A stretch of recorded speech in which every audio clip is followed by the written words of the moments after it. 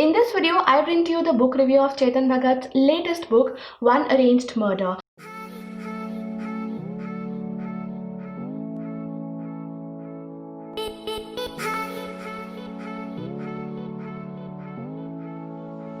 Hey guys, I am Sankalpita and you're watching Book Geeks India, which is a channel where I make book related videos. In this video, like I told you, I bring to you the book review of Chetan Bhagat's latest book, One Arranged Murder. This book is specifically meant for beginner level readers who are not regular readers, who do not read more than 10 books in a year, and who do not read literary fiction. Keshav and Saurav are best friends. They're also flatmates, they're also colleagues, and they're also business partners at this detective agency that they had recently found.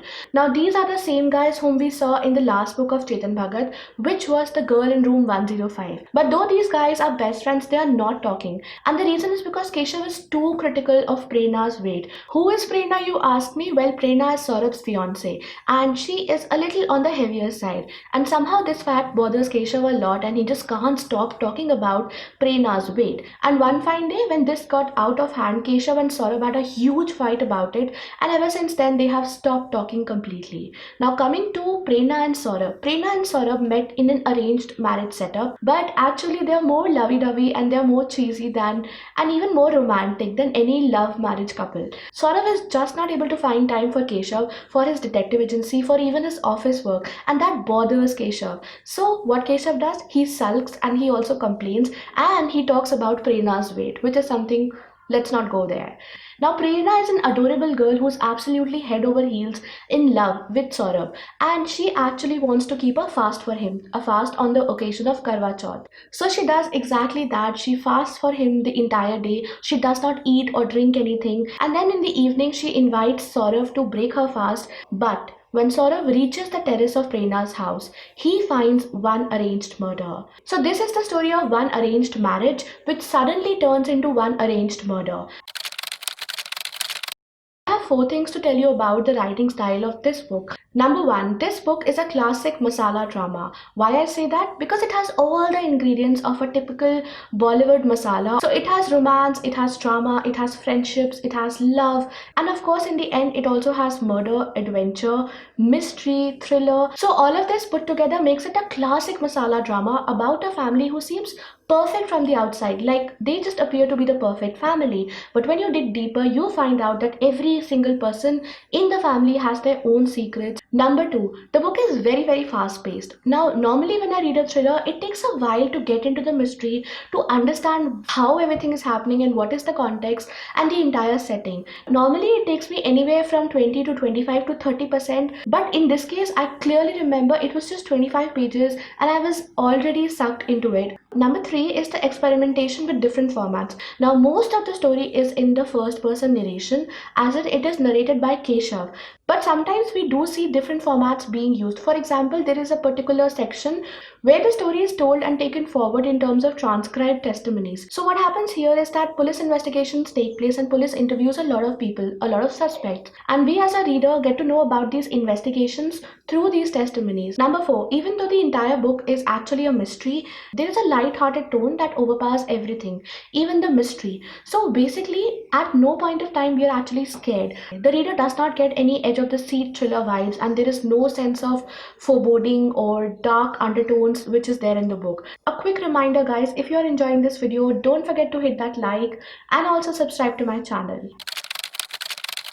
Number 1, I like the way Chetan has experimented with the narration style, like I already told you in the first case.